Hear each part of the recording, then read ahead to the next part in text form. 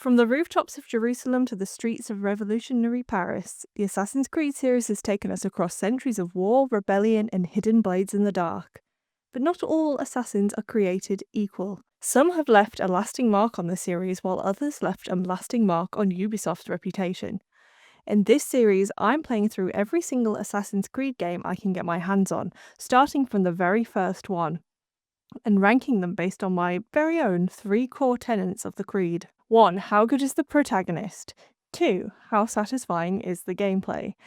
And 3. Does the story actually hold up? Whether you're a veteran assassin or brand new to the Brotherhood, join me as I dive blade first into one of gaming's most iconic franchises and figure out which Assassin's Creed deserves to sit at the top. I remembered that we had a grey era in gaming, but I forgot how over the top it looked. Why were they so obsessed with grey? Obviously because it hides the lack of detail you can give everything, but it was a bad time to be a gamer who likes colour. I've never played the first Assassin's Creed game before, so I was surprised by how simple and structured it is. The game is split between Desmond Miles. Hey, who remembers Desmond? A bartender who's been kidnapped for his genetic material, and Altair, an established member of the Assassins during the Third Crusade. Desmond is kidnapped by a corporation called Abstergo Industries, which is a front for the modern-day Templars. Abstergo uses a machine called the Animus to tap into Desmond's genetic memory, allowing them to relive the experience of his ancestor, Altair. They're searching for information about a powerful ancient artifact known as a Piece of Eden. Altair is an assassin during the Third Crusade in the Holy Land. After a reckless mission causes the death of a fellow assassin and the near loss of the Piece of Eden, Altair is demoted and must redeem himself. The way you're demoted is by being stabbed in the stomach and losing a load of health bars, but honestly you kind of deserve it. Altair is kind of a dick in the beginning. Your fellow assassins are like, maybe you shouldn't kill innocent people, and Altair is like, try and stop me. He then purposely aggravates some Templars instead of being sneaky about it. All this combined, Altair has broken the 3 core tenets of the Brotherhood. 1. Stay your blade from the flesh of the innocent, also known as don't be a bloodthirsty psycho. 2. Hide in plain sight, aka don't draw unnecessary attention to the Brotherhood. 3. Never compromise the Brotherhood, aka don't be reckless and goad a bunch of Templars into attacking us and killing loads of innocents in the process. I love how the first game in the series is a redemption for the player character, because later on in the series the protagonists can become a bit holier than thou. The Creed motto is, nothing is true, everything is permitted. This isn't a call to lawlessness, but is instead an encouragement to question authority, recognise that systems of control, such as laws, governments, and religions, are just constructs, and understand that with the freedom to act comes responsibility and consequence. Altair interprets this very selfishly at the beginning of the game, but comes to respect the deeper meaning throughout his redemption, and even his own blind obedience to his redemption quest and his own brotherhood. These tenets give the assassins their moral high ground against the Templars, who believe peace can only be achieved through total control and order. The ongoing tension between freedom versus control is at the heart of the Assassin-Templar conflict across the entire franchise, and it's pretty cool to see these themes so early in the series. As his redemption, Altair is tasked with assassinating 9 key figures across cities like Jerusalem, Acre, and Damascus, all of whom are involved in a conspiracy to control humanity. Tamir the black market merchant is Altair's first target, a black market arms dealer operating out of Damascus. He views war as an opportunity rather than a tragedy, manipulating the conflict to further his wealth and the Templar agenda of engineered instability. Tamir's cruelty is evident in how he treats his workers, beating them publicly for even the smallest mistakes. His assassination was more of a street brawl than an actual assassination, because I forgot you have to actually select your hidden blade in this game, so I walked up behind him and bonked him on the head. This led to the scrappiest escape ever seen and reminded me that I have more of these frantic escape attempts to come in the next few games too. Through his assassination, Altair begins to understand that each of his targets is more than just a single corrupt man. They're part of something much bigger. The second target is Garnier de Naplouse. In Accra, Altair hunts down Garnier, head of the Knights Hospitaller. At first, Garnier appears to be a man of healing running a hospital in the heart of the city. But beneath this facade lies a disturbing truth. Garnier conducts cruel experiments on the mentally ill, believing that stripping people of their will makes them pure. His hospital is less a place of healing and more a prison, where victims are subjected to twisted medical treatments in the name of order. Garnier sees himself as a saviour, but his methods reveal a terrifying vision of control, one that perfectly aligns with the Templar worldview. I still had not worked out how to actually assassinate someone in the game. Luckily, I got my counterattack ability back after the first assassination, and now I'm basically unstoppable. In Jerusalem, Altair encounters Talal, a shadowy and elusive figure who runs a massive human trafficking operation. Talal captures and sells men, women, and children to both sides of the war, feeding the Templar war machine with forced labour.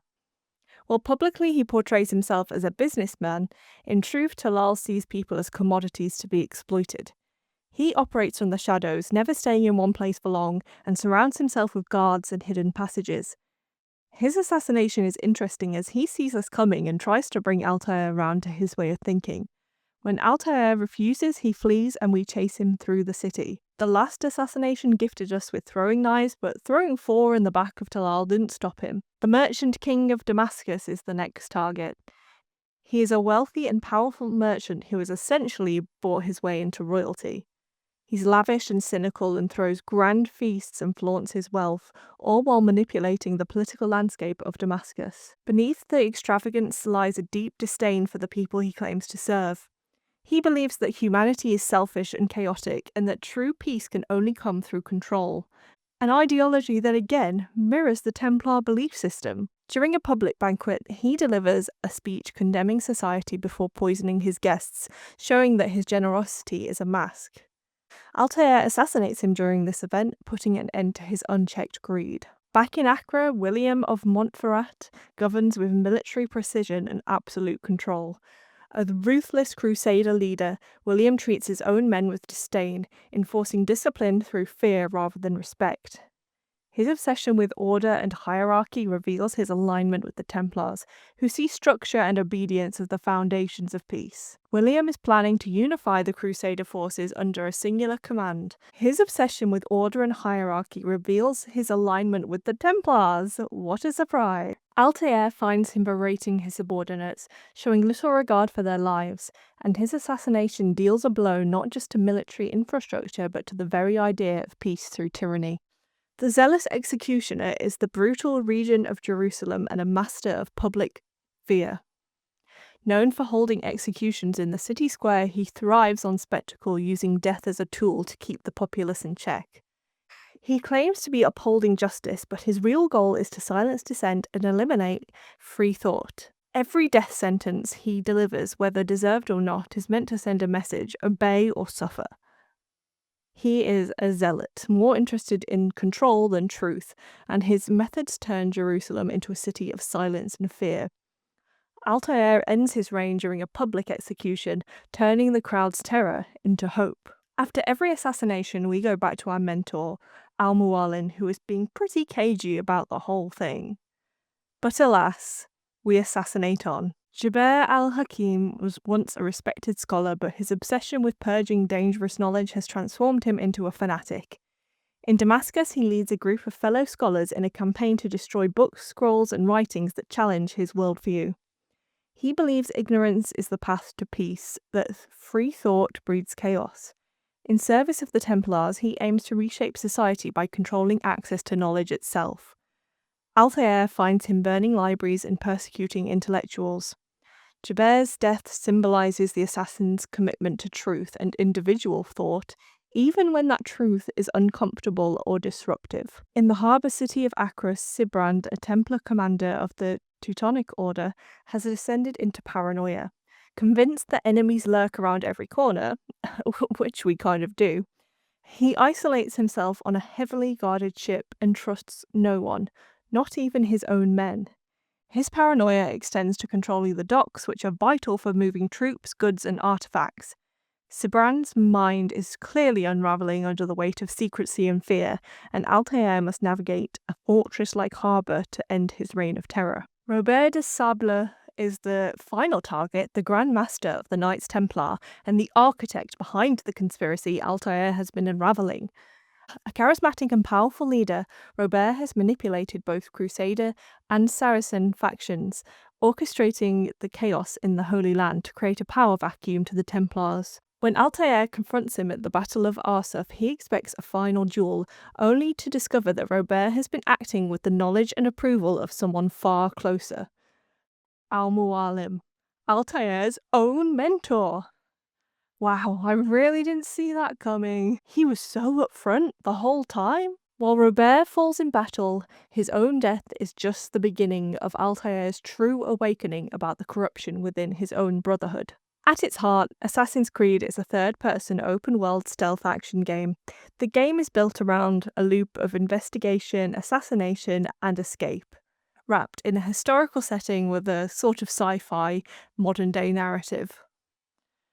The locations in Assassin's Creed each bring a unique atmosphere and sense of place, but they also show the limitations of early open-world game design. Masyaf, the Assassin Brotherhood's fortress, serves well as a central hub. It's tightly designed and atmospheric, offering a strong introduction to Altair's world and the Assassin's Creed lore. However, Masyaf is ultimately underutilized in the overall gameplay. After the tutorial and a few cutscenes, it becomes little more than a place to return for mission briefings, without much evolution or activity to keep players engaged. Damascus stands out for its vibrant, bustling feel and detailed architecture that reflects Middle Eastern Islamic culture of the 12th century. The city has the most opportunities for climbing and rooftop parkour. Its market squares and residential areas feel alive and interconnected. However, like the other cities, its repetitive mission structure can dull the experience. Jerusalem offers a more solemn and weighty atmosphere, fitting its role as a religiously significant city. It features iconic architecture like domes and temples, giving a sense of grandeur and conflict between faiths. Yet, it suffers from the same core issue as Damascus: a lack of mission diversity and over-reliance on formulaic investigation steps. Acre brings a darker, more war-torn environment that distinguishes it from the other cities.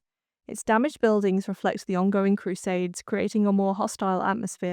While its tone differs from the other areas, the gameplay loop remains largely the same, reducing the sense of discovery. The Kingdom, the open-world area that links the main cities, offers scenic landscapes, watchtowers, and moments of travel immersion.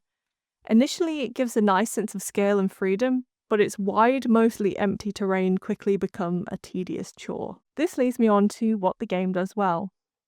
First of all, the parkour and movement. One of the game's biggest innovations was its fluid free-running system. Climbing towers, leaping across rooftops, and traversing the environment felt revolutionary at the time.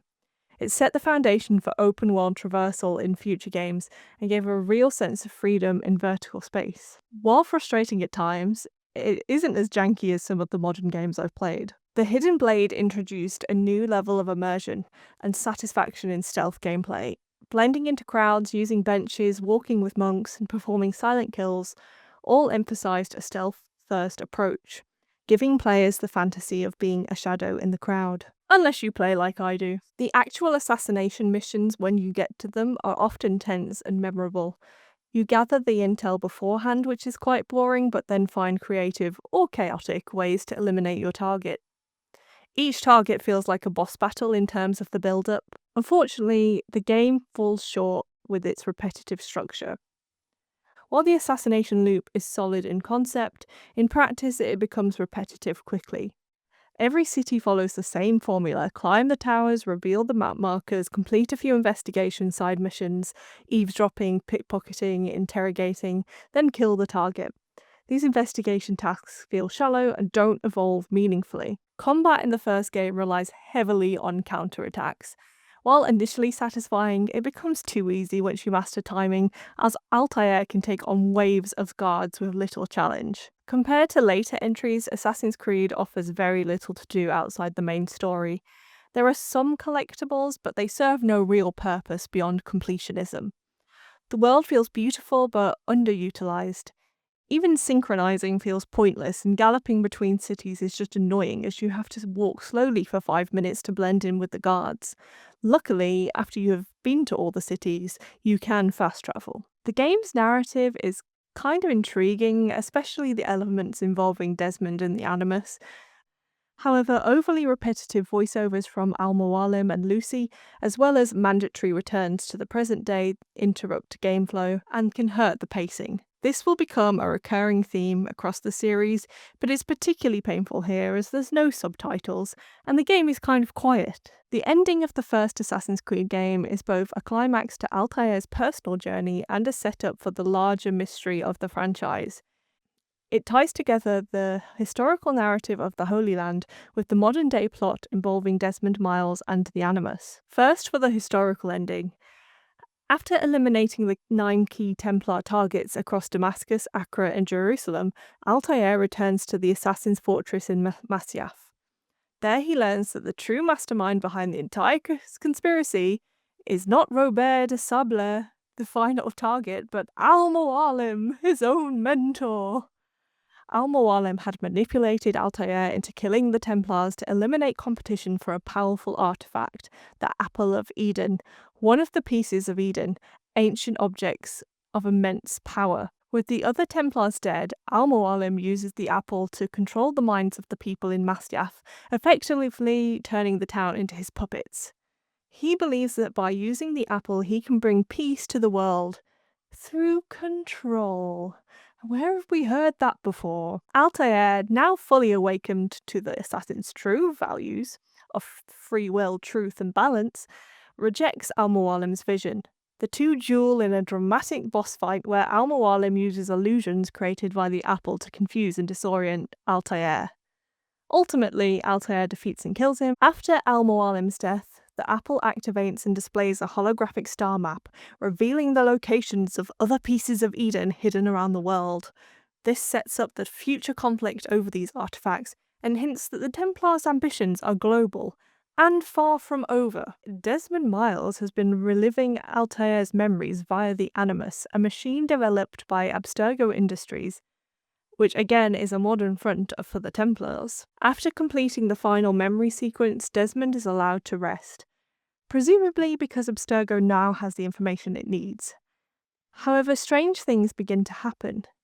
Desmond starts experiencing the bleeding effect, where Altair's skills and even memories begin to seep into his own consciousness. He suddenly can understand multiple languages and begins to perceive hidden messages. In his room, using Altair's eagle vision, Desmond sees strange symbols and messages scrawled in blood and marker across the walls and floors. These were left by Subject 16, a previous Animus test subject who suffered a mental breakdown.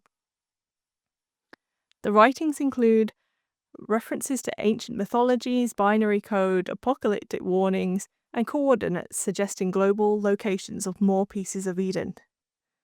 The final shot zooms in on Desmond's eye, which now glows faintly, an eerie sign that the Animus and the bleeding effect are changing him. Overall, Assassin's Creed is more important than it is refined. It introduced revolutionary mechanics like parkour, social stealth, and open-ended assassinations that became genre staples.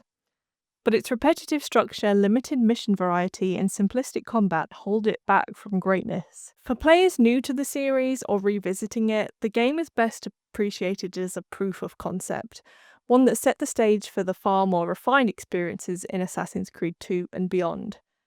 To some people, it may not be the most fun to play today, but its influence is undeniable.